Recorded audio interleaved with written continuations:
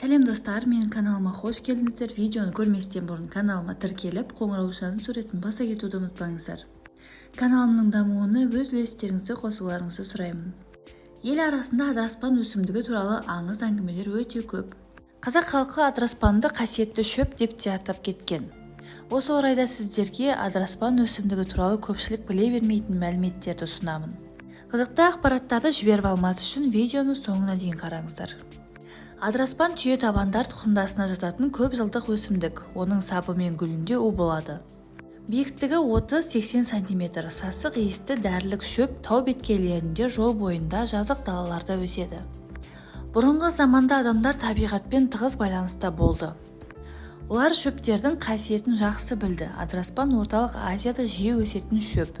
Улы болғандықтан мал жемейді, адамдар 4 түлік мұны неге жемейді деп оған назар аударса керек. Оның ерекше қасиетіне сенген. Адыраспан ел арасында исрык, бибик, адыраспан, испанд, исирик, хармаль және тағы басқа атаулармен таныс. Ғылымдардың зерттеуі аталған шөптің бұтағы, жапырағы мен гүлі емдік мақсатта қолданылады.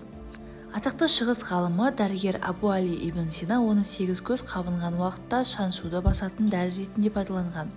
Адыраспанның фармакологиялық қасиеті бар. Бактерияға қарсы күресе алады. Мұның барлығы зерттеу барысында анықталған. Ендігі кезекте адыраспанның емдік қасиеттері жайлы толығырақ тоқтала кетсек. Халық емшілері арасында ревматизм, қышыма және басқа да тері ауруларын емдеуге пайдаланады.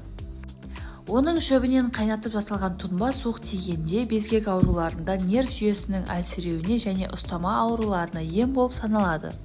Адамдар оның шөбін жағып, түсінмен бас ауруын емдейді. Әртүрлі жұқпалы сырқаты бар адамдар жатқан бөлмені залалсыздандырады. Адамдар ежелден адыраспанның ұрығын зығыр тұқымымен қосып, демікпені емдеген. Емдік қасиеті бар өсімдікті қара немесе қызыл бұрышқа араластырып, теңге қотырға, яғни псориазға жағады және несеп жүргізетін, тер шығаратын дәрі ретінде қолданылады. Адыраспанды мыңжапырақ гүлдерімен, кикотымен, шөпшай гүлімен қосып қайнатып, онымен асқазан сөлінің азаюын, яғни гепатит гастритін емдейді.